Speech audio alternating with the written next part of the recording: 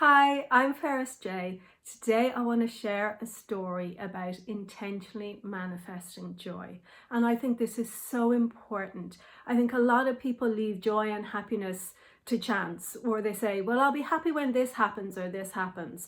And it's really important to actually orchestrate your life in a way that it's easy for joyful, happy experiences to flow to you and to notice all the good things around.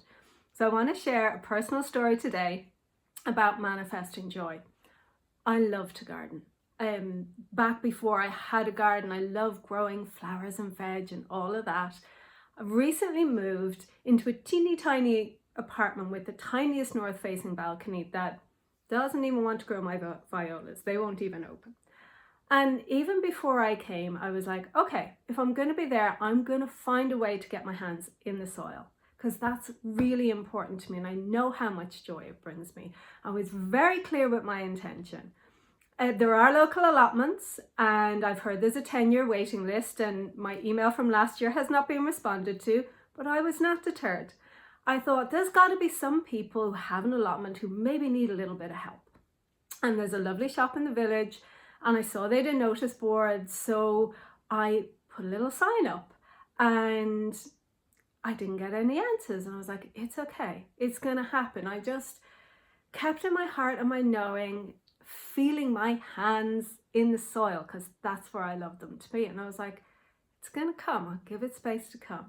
And I went back to that same lovely shop, Flourish Minimal Waste Grocery in Raheny, and on St. Patrick's Day before the parade, and they said, oh, we put up your sign. I said, oh, thank you so much. I said, yeah, I hadn't had any answers yet. And jokingly, there's a patch of ground outside the side of the shop. And Marchand jokingly said, you can always help us out here. And I'd noticed that space. It's an intriguing space. They have a few benches and paths and lots of wildness. And even though she was joking, I was like, yeah, I'm up for that. Let's have a look.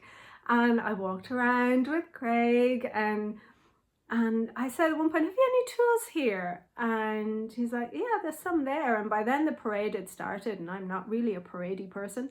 And I was like, okay, let's get going. So I just started and I got to spend St. Patrick's Day with the most beautiful weather and birdsong, hearing the parade in the distance, with my hand in the soil, starting a fabulous new project. And it's actually going to be an amazing project. There's so much scope there for forest gardening and growing vegetables and flowers together and all sorts of things. And I have found myself at the helm of it. And it's just the perfect manifestation for me. I can walk there. I can go there a few times a week. I can play in the soil, which is my favorite thing to do.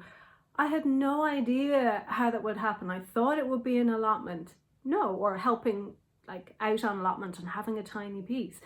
And it turned out to be something really lovely, something that gets me involved in the local community. I get to meet fabulous people as I do it. And it's all because I held true to that intention. And I knew absolutely how much joy gardening brings me. And from a week of being there, I've been recovering from burnout.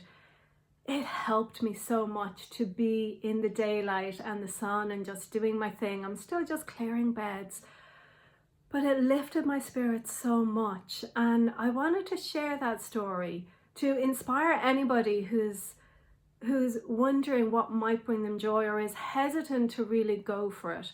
I think it's so important to nurture ourselves, as I said, with joyful energy, to find the things to do it in balance. I have a post about pacing. I also love dancing and went back to it a little too fast and twinged my knees. So there's always got to be balance in there as well.